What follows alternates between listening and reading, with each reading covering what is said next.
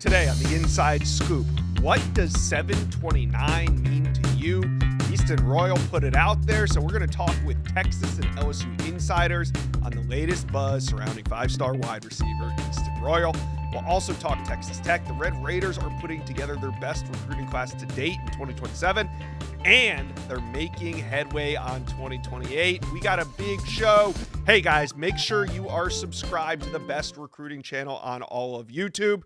All right, let's get to it.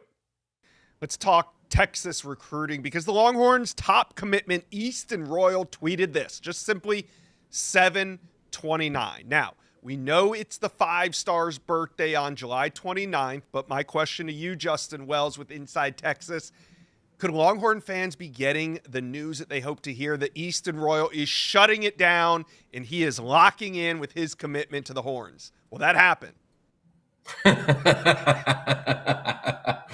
I mean, I'm sure Texas fans would love for that to happen. I just don't know if that's going to be the case on Wednesday. I honestly, I don't know if he's going to shut it down or if he's going to flip or if he's just going to open a lot of presents. I mean, Right. This kid is still 16 years old. He's turning 17 on Wednesday, and no, I think he just wanted fans and everyone to know that, hey, it's his birthday on Wednesday. Listen, I used to send out tweets that it was my birthday. Now, granted, I didn't get 2,000 retweets. I didn't get any engagement from it. I didn't really get any presents either. But then again, Easton Royal is the top wide receiver in the country, and we know the story here. He's struggling, guys. Okay, this kid is struggling because he loves Texas. He loves the opportunity. He also loves being home. He loves being around his mom, his family, all his friends that he grew up with. So he's got a tough decision. And remember what I just said, he's still 16 years old. And sometimes you can get caught up in social media, maybe a little too much than others. And I think that's been the case here. But look, Easton, if you want any finality or anything definitively, you can forget it. Because I don't even think they have that in his house right now. I think he's really struggling. Yeah. Texas caught up with him. I talked to a source over the weekend. Texas caught up with him almost say Thursday or Friday, and they had probably a 2-hour conversation. And it was really good, really productive. Texas felt really good coming out of it. They knew what they were getting into taking the top guy in the state of Louisiana last November. Like they knew that they were going to have to hold on with death grip for 13 months to keep this kid in the class. They're halfway there. Yeah, they're halfway there. But this birthday could be it could be anything. Could be shutting it down, could be a flip, but more than likely, I think he's just blowing out his candles, and there's going to be 17 of them. Okay. All right. So that being said, Texas wide receiver class looks pretty good right now with Easton Royal in it. You got him, add Bryson Thrower and Kyron Brown in the mix, but in case Easton Royal does choose to go elsewhere, I'm sure Texas is keeping some options warm.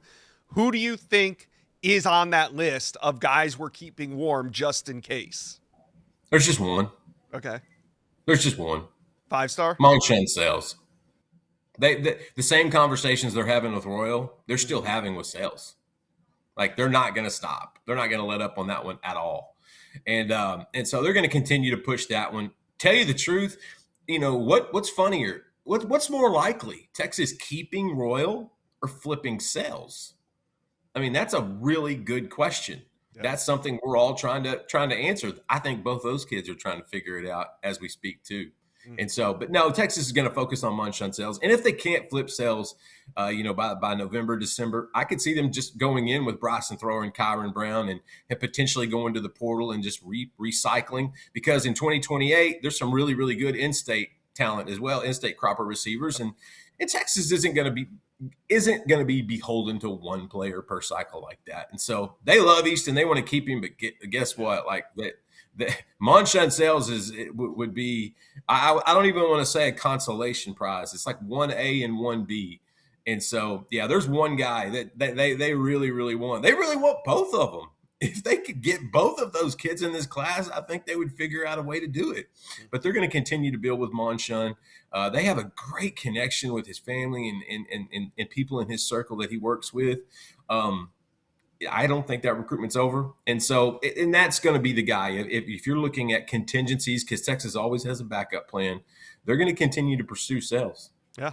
All right. So Texas had a very hot summer, currently with the number 8 ranked class in America. Justin, are the summer fireworks done? Are we going to just take what we have and head into the fall, or do you see more action this summer for Texas recruiting fans? Well, I think naturally we're going to have a few more booms before the season starts. And I say plural, it's one in particular. Landon Williams-Callis is coming off the board on August 1st. We're all prepared for that. I believe that's Saturday. One of the top running backs in the country, top in the state, one of the most productive kids in 10, 15, 20 years of high school football.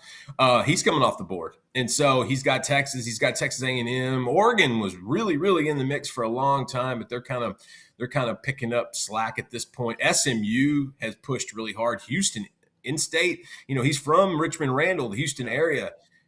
Houston got the number 1 quarterback in the country. I know. Keyshawn Henderson, who I'm a gigantic fan of, and Willie Fritz is doing great things there.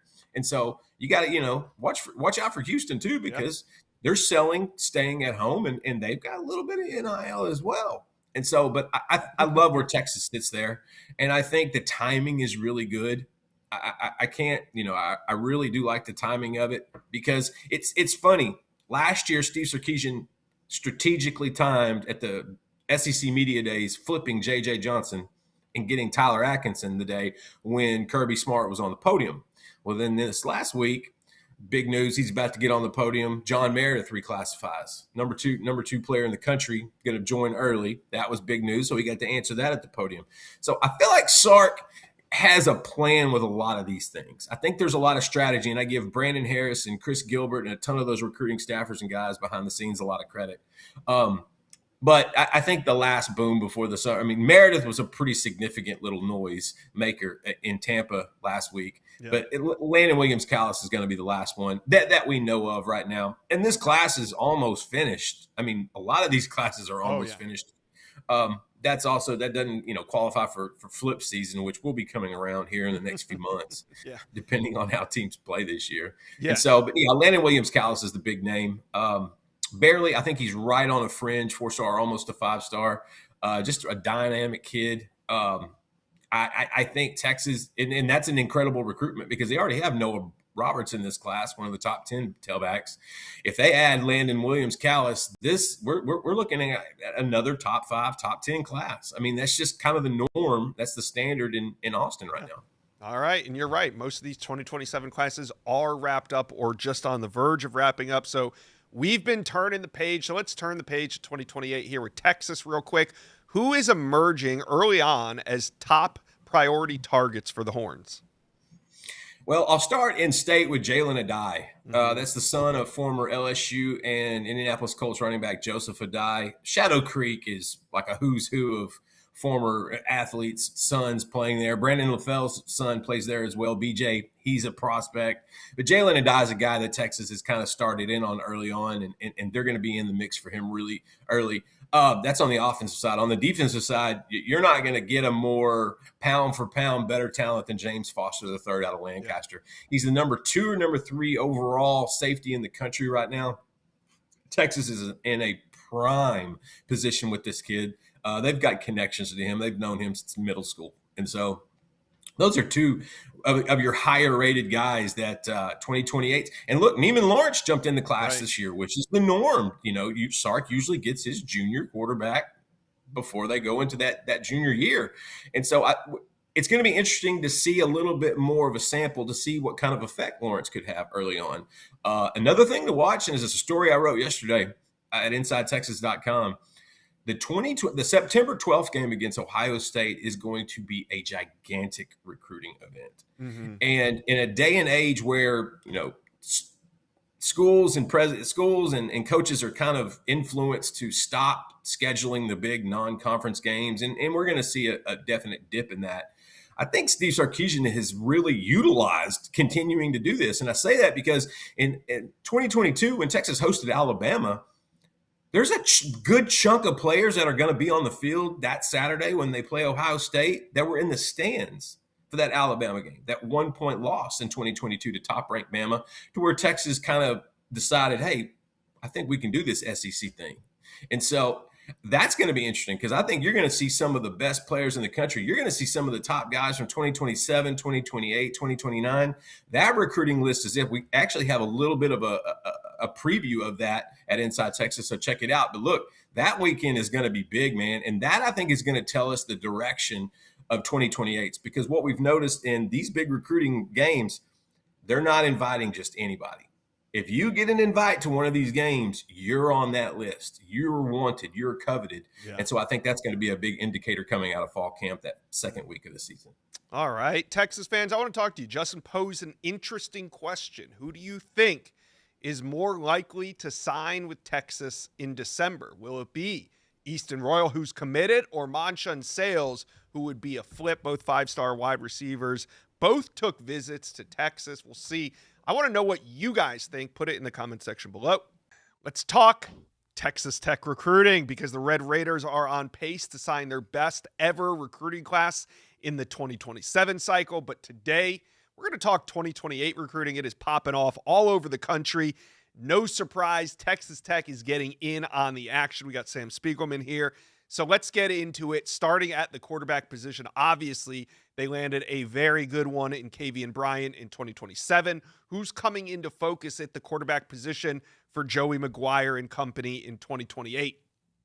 Yeah, the Red Raiders had a busy camp season, and they have their eyes on two in-state passers for the 2028 class. Let's start with Tristan Gaines, who is a top 10 quarterback in the country from Waller, Texas, that camped in Lubbock, and the staff absolutely adores him.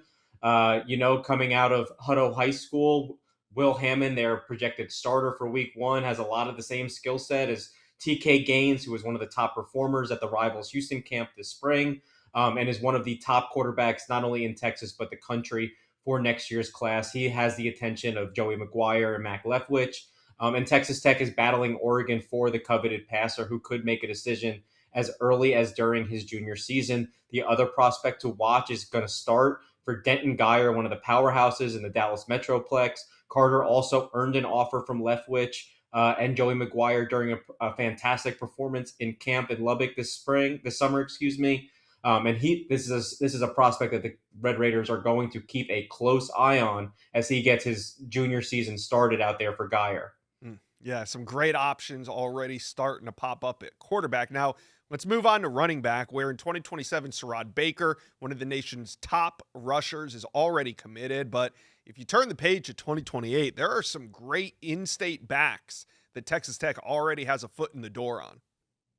Yeah, CJ Chiser and Liam Jones are two early guys that the Red Raiders lead on the Rivals RPM for early on. Both have been on campus, whether it's in the spring or camping again for the staff over the summer. And also keep an eye on Rivals 300 running back Jeremiah Tabor from Melissa High School, also in that Dallas Metroplex area. He has been to Lubbock a few times. I expect him to play somewhere inside the state of Texas when it's all said and done.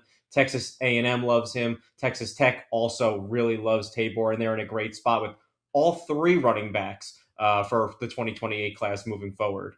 All right, now let's flip over to the defensive line. Obviously, Jalen Brewster, a huge splash. Not only just the number one defensive lineman in America, he's the number one overall player in the Rivals industry ranking. So when it comes to 2028 recruiting, are there some big names already involved with Texas Tech?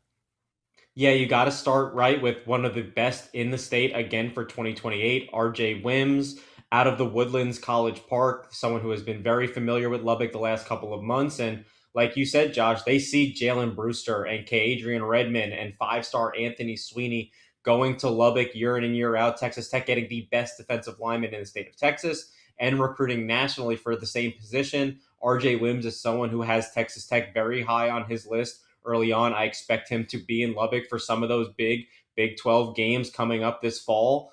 They also offered Preston Stout, a really talented edge that this staff obviously has recruited very well at that position over the last few cycles. As Texas Tech is the early favorite with the Mansfield Timberview edge defender. And they're also in a great spot with legacy defensive lineman Jameer Young from the Houston area, another prospect that camped in Lubbock this summer, has the attention of the staff going into his junior year, someone that they're standing very high on early on in this process.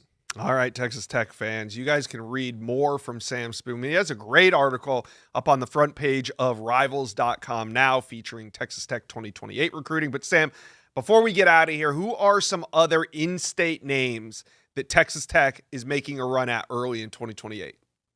Yeah, Texas Tech fans are already familiar with the Hendricks. Holton Hendricks is an offensive lineman for the Red Raiders. His brother is one of the most coveted tight ends in the country for 2028. Texas Tech is battling A&M and the Longhorns for Coleman Hendricks. I think Texas Tech is in a great spot to keep him in Lubbock, playing for Lubbock Cooper High School. On the defensive side of the ball, Tylen Henderson's first offer came from Texas Tech as a freshman for Pflugerville Weiss. Texas Tech again is battling national contenders like Oklahoma, A&M, Ohio State, Arizona State for Tylen Henderson. I think they're in a great spot in that one. And then Isaiah Taylor, the number 7 athlete in the country, worked out for the Red Raiders staff. They love him on the defensive side of the ball, particularly in the secondary. He's got size, speed, playmaking ability on both sides of the ball. This is someone I expect the Red Raiders to battle to keep in state against those same top tier shelf of competition: A&M, Texas, Houston, TCU, Baylor, and whatnot. All right, we are not finished talking Texas Tech recruiting. Make sure you guys hit subscribe. We'll be talking Texas Tech all summer, into the fall and beyond. Make sure you guys are subscribed. Let's talk LSU. What does 729 mean to you? We got Shea Dixon here. We're going to talk about it. Shea, Easton Royal, he tweeted 729, July 29. We know that's his birthday, but my question to you is, it's felt like there's some growing momentum for this LSU flip. Of course, Easton Royal committed to Texas. He's from the state of Louisiana. Shea, do you think the 729 tweet is going to be an important date for Easton Royal's recruitment? If it is, it will be a bit of a surprise based off of what we've learned, at least from talking to those around him, to people at different schools, that the expectation is not that he would flip or do anything firm on his birthday, which we're a couple of days out from here, coming in the middle of the week. But look, it's recruiting. We could be surprised. I'm not ruling anything out. I wonder, though, Josh, if he's not still in this decision mode phase of his recruitment, which he and his mother have kind of openly said, hey, look, across the month of July, that's where they've been at when we've been in what is really, Josh, part one of a 2-month-long dead period. Remember, we don't have this gap in between where kids will be on campuses for a few days and then it's a dead period again. So without coaches meeting face-to-face and not having kids on campus, I think it's almost easier for a prospect like Easton to step back and kind of really think things over before senior year begins. Yeah. So, last week we talked about that Fox 8 local news clip with Garland Gillen and Easton Royal interview. And, Easton didn't really clear the air on anything. Do you think, though, that we'll have some finality maybe before the season begins, or is this something that you expect to be taken into the fall? Yeah, shout out to Garland, who I know is an Inside Scoop listener, so he's going to be excited for that shout out there. But look, he covers the New Orleans area and all those high schools as well as anyone. And as you said, when you're a high school prospect and you go on TV with Garland, you know that the city's watching. And for Easton not to say, I'm sticking with Texas is, certainly something notable, right? Let's play the reverse card here, Josh. If he were committed to LSU and everyone was buzzing that he was going to flip to Texas, and he goes on local news and is like, I don't know, I'm committed, but I'm still thinking about it, LSU fans would be in pure panic mode. They would think he's flipping any day now. So I still think it bodes well for the home team. And look, I've said that I think before signing day, by signing day, he's a Tiger. I think that he will flip. Is that before his senior season, which means at some point in the month of August? I can't say for sure because, look, Josh, we've got everything from high school NIL to NIL in general to just fit to college choice, all of that in play right here. And you've got an agent and you've got, your mom who's kind of really helped you through this process. And you've got your own decision. He committed to Texas at a time when Lane Kiffin wasn't LSU's head coach yet. So getting to know Lane Kiffin, this new staff, how much does that do? I really think that LSU's on-field performance is a way for them to kind of play catch-up in a way, or at least prove what Lane Kiffin and Charlie Weiss and this offensive staff have told Easton about how things are going to look different at LSU. And mind you, yes, they fired Brian Kelly. They also didn't score more than 25 points in a game last year. So for a kid like Easton who's watching from right here in Louisiana, in South Louisiana, you can't miss that. And I think if LSU has that spark again, all of a sudden there's a little bit more added, not pressure, but kind of added box to check, if you will, in LSU's corner. So it won't surprise me, but I think that maybe this one hinges largely upon Texas and LSU, where they're both at, how long they want to play this game, right? Like we are in an NIL world where you can say, okay, we're ready for a final decision and a prospect comes to one. So yeah. I don't think this goes all the way to signing day. So maybe, for all I know here, he's going to commit and flip it or make it solid here in 2 days to Texas or LSU on his birthday. And we're all misreading it. And he pulls the rug up from under us and surprises us, but we'll see. I don't think though, Josh, that this is like an old school signing day hat on the table type of thing. LSU fans, talk to me and Shay about what do you think Easton Royal is doing on 7/29? Is he just going to celebrate his birthday, or do you think we will get some insight into his recruitment? You guys let us know. I'm interested to see what you guys have to say. Now, let's talk a little bit more wide receiver recruiting. If today was signing day, it would be a pretty damn good class for LSU. Cade Cooper committed, Amari Stevens, Gary Burney. If today were signing day, do you think LSU would like to have more than 3 guys committed? What's the final plan here at wide receiver? I think so, yes. And you can't always guarantee all those guys stay committed, right? Like a guy like coming out of Florida, Watkins had committed, not Watkins, excuse me. Amari Stevens. Stevens had committed, I think he was their first commit. So like he'd flipped from Miami to LSU. Right. Does he stick? Cooper's the highest rated one, but he's from Pennsylvania. Does another team up there make a move on him? You feel good about holding on to Burney as a Louisiana kid who had flipped from Houston to LSU. But no, I think they would want more than that because, mind you, beyond Easton Royal, in the city over at St. Aug, I mean, you've got Miguel Whitley, who is a top 20 receiver in the country. He's committed to Ole Miss. He committed to Ole Miss over LSU. Did they ever try to go back and get into that recruitment again? We'll see. I think probably a large amount of it hinges on what Royal does and when he does it. And I just looking at the lay of the land, I mean, we're already seeing 28 dominoes dropping. We're talking about 2027. So many of these guys are committed that I think that you have to immediately, even more so with Lane Kiffin, say if they're not getting Easton Royal, they're probably going to the portal and trying to get the number one receiver in the portal or one of the top receivers in the portal because, look, Easton Royal is going to command that type of NIL money. Pete Nakos has reported on that plenty. That's in the same range you're going to spend for a guy who's coming for a year in the portal. So I think if you don't get Easton Royal, it's not a high school focus from there. It turns into who's the best guy we can go get in the portal. All right. We will revisit wide receiver recruiting after 7. We just need to see what's happening on 7/29. Is it just a birthday or will there be more? We will see. You mentioned it. 2028s are flying off the board. We have I think 3 2028 quarterback commitments happening in the next 10 days here on this channel. Make sure you guys are subscribed to that. But who is LSU making a priority early on, or are they still in 2027? It's really interesting. It's my first year covering Lane Kiffin, and it's almost, how big the portal is going to be. They're not taking 40 plus guys out of the portal every year like they did this past season when they're rebuilding the roster, but they're going to be aggressive in recruiting top guys out of the portal.